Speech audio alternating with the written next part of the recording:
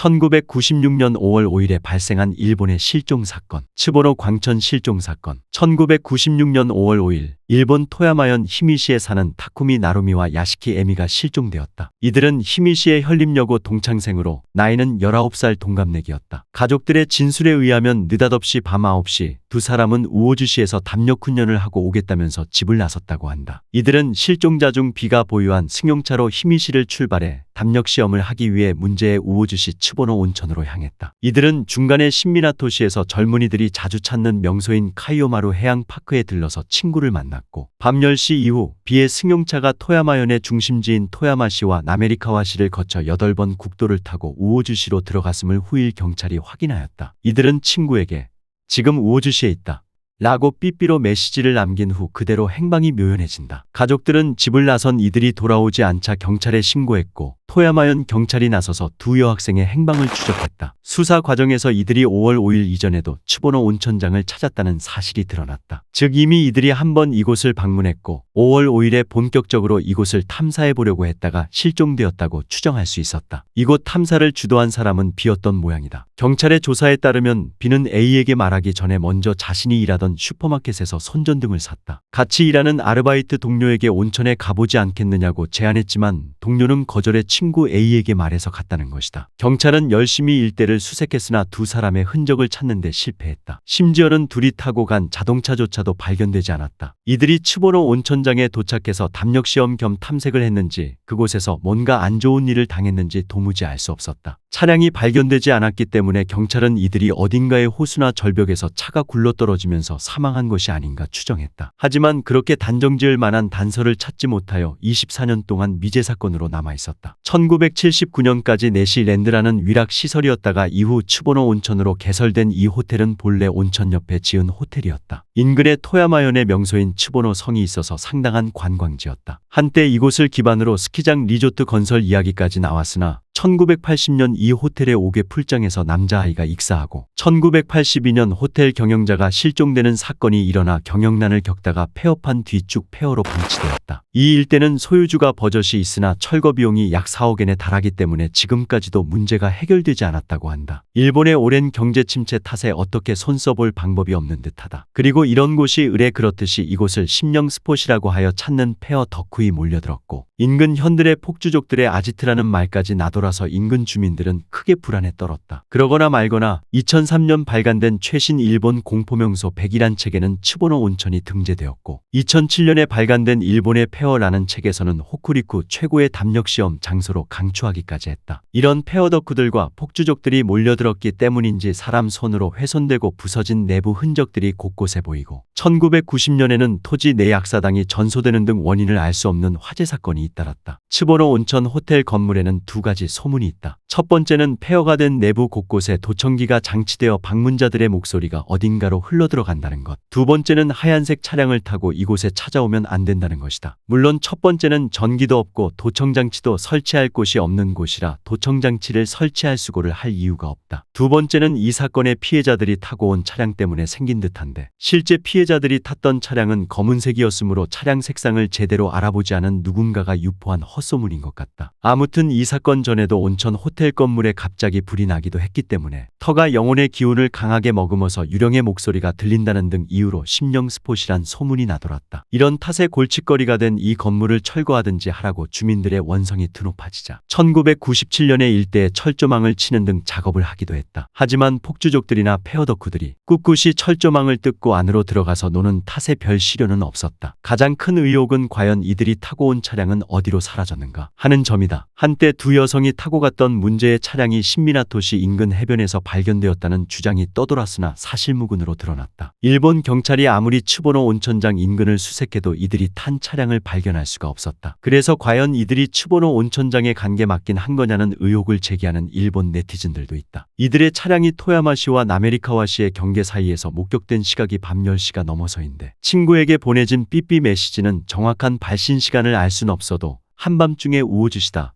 라고 보낸 걸로 미뤄보면 이들이 자정쯤에 우호주시 경계에 도착하지 않았느냐 추정할 수도 있다. 문제는 과연 나메리카와시에서 우호주시의 츠보노 온천장까지 1시간이 넘게 걸리겠느냐는 것. 이런 탓에 일각에선 납북이 아니냐고 주장했다. 즉 이들이 츠보노 온천장 혹은 인근 지역에서 츠보노 온천장에 숨어있던 북한 공작원에게 붙들려서 북한으로 끌려갔다는 것이다. 이런 주장이 나온 이유는 1980년대까지 납북 일본인 문제가 심각했고 특히 토야마 인근 니가타에서 요코다 메구미가 납북되었으며 토야마현이 동해와 맞닿은 탓에 북한 공작원이 밀입국하기 쉬운 위치라는 점. 실종자가 젊은 여성인데 실제 북한이 일본인들을 납치하는 이유가 공작원들에게 자연스러운 일본어와 일본 문화를 가르치기 위해서라서 대체로 젊은 10에서 20대를 납치한 경우가 많았기 때문이다. 사실 1980에서 90년대 일본에서는 이렇게 미제 실종 사건이 있으면 납북설이 한 번씩 꼭 논의되곤 했다. 다른 예를 들면 마츠오카 시냐 실종 사건에서도 그랬다. 하지만 츠보노 온천장의 위치나 주변 환경을 보면 북한 공작원이 숨을 만한 곳이 아니라서 말도 안 된다는 반박이 나왔다. 그리고 1990년대부터는 납북자 문제가 가시화되어 사건이 일어난 1996년쯤 되면 북한과 일본 사이의 외교 마찰로 발전하기 시작한 민감한 시기라서 납북 사례도 크게 줄었기 때문에 설득력을 잃었다. 24년이 지난 2020년 3월 4일 정오 무렵 토야마현 이미즈시 야하타정 3가에 있는 후시키 토야마항 부두 인근 바닷속에서 자동차가 발견되었다. 차 안에는 사람의 뼈조각이 여럿 있었다. 토야마현 경찰은 발견된 차량이 1996년 5월에 츠보노 온천장으로 향하던 중 사라진 소녀 2명이 탔던 것인 듯하지만 차가 추락한 경위와 인골의 신원도 빠른 시일 내에 조사하겠다고 밝혔다. 4월 18일 토야마 현경은 발견된 대퇴골의 일부에서 검출된 DNA를 채취하여 감정한 결과 실종된 소녀들의 유골이 맞다고 발표했다. 이로써 두 사람이 교통사고를 당해 바다에 빠져 죽었던 것으로 밝혀지며 사건은 해결되었다. 또한 2014년 12월에 실종된 차량과 여성을 보았다는 증언을 토대로 목격자 3명을 특정했다. 2020년 1월 목격자들은 1996년 5월 연휴 심야에 차량이 발견된 해상공원인 카이오마루 파크 근처에 주차 중인 차에 타고 있던 여자 2명에게 말을 걸려고 했는데 이들이 탄 자동차가 갑자기 휙 돌아서 급발진해서 바다로 추락했다며